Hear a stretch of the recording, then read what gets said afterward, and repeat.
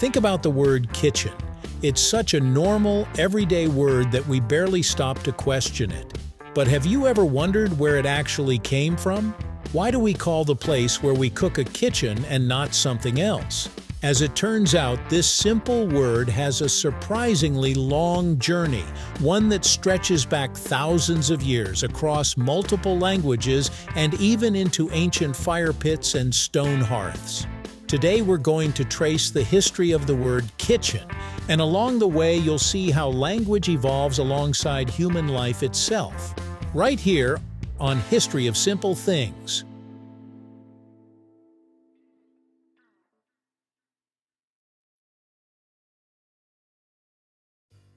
The story of kitchen begins in ancient times, long before modern houses even existed.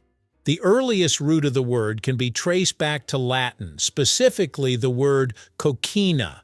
This term meant a place for cooking, or simply kitchen. The Latin word itself comes from the verb cocere, which means to cook. So right from the beginning, the meaning was very direct. This was the place where food was prepared using heat. What's interesting is that the Romans didn't just influence architecture and engineering. They also left a huge mark on language. As the Roman Empire expanded across Europe, Latin spread with it. And with that spread, words like coquina began to evolve in different regions. As Latin mixed with local languages, coquina started to change. In Old French, it became cuisine. You might recognize that word today. It still exists in modern English, but now it refers more to a style of cooking rather than the room itself. Meanwhile, in the Germanic-speaking regions of Europe, the word took a slightly different path. It evolved into forms like Küche in German. From there, it made its way into Old English as kitchenet. Now kitchenet might look nothing like kitchen, but if you say it out loud, kitchenet, you can start to hear the resemblance. Over time, as English spelling and pronunciation shifted, kitchenet gradually transformed into kitchen. By the Middle English period, around the 12th to 15th centuries, the word began to look more familiar. Spellings like kitchen or kitchen appeared in texts, eventually settling into the modern form we use today. The evolution of the word kitchen isn't just about language, it's also about how people lived.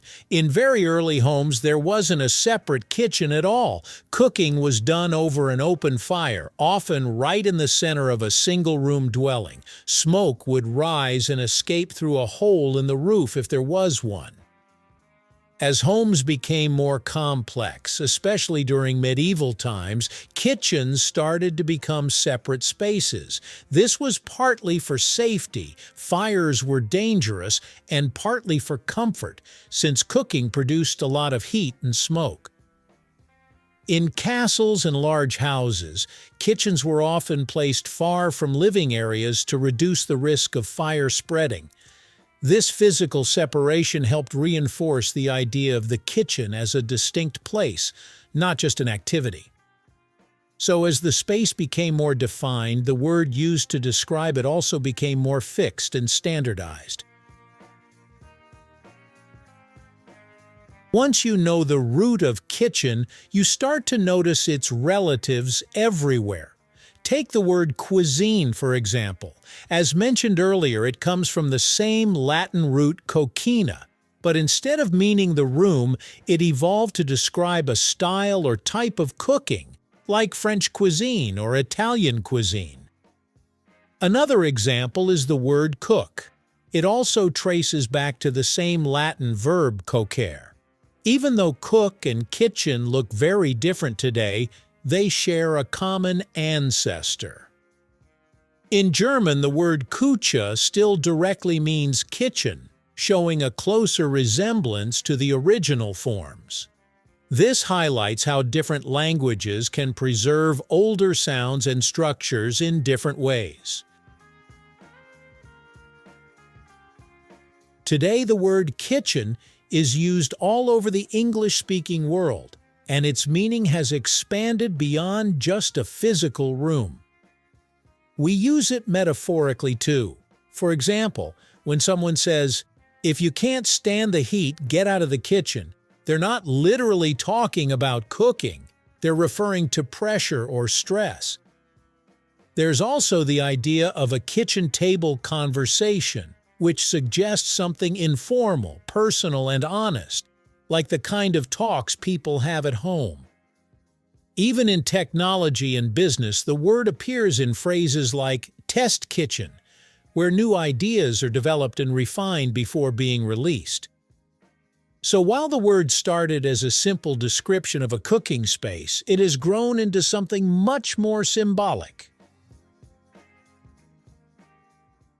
Here's a fun detail. While English ended up with the word kitchen, many other languages stayed much closer to the original Latin coquina. For example, Spanish uses cocina, Italian uses cucina, and French uses cuisine. If you line them up, you can clearly hear the shared root, almost like different accents of the same ancient word. What makes English stand out is how far it drifted in both spelling and pronunciation. This happened because English absorbed heavy Germanic influence early on, which reshaped the sound into something closer to kitchen. So while most Romance languages preserved the softer kukina style sound, English took a different route entirely. It's a great example of how the same original word can evolve in completely different directions, depending on the languages and cultures it passes through. So where did the word kitchen come from? It began with the Latin coquina, traveled through Old French and Germanic languages, became kitchene in Old English, and eventually evolved into the word we use today. But more than just a linguistic journey, it's a reflection of human history as our homes changed, as our cooking methods improved, and as our languages evolved, the word kitchen adapted right alongside them. It's a reminder that even the most ordinary words carry stories. Stories of culture, movement, and everyday life stretching back thousands of years. And the next time you walk into your kitchen, you'll know you're stepping into a space with a history far older than you might have ever imagined. Thank you for watching. If you have suggestions for our next video, feel free to share them in the comments below. We'll be sure to give you an acknowledgement for your contribution. Thank you for joining us on this journey through the history of simple things. Don't forget to like, subscribe, and stay tuned for more stories woven through the smallest details.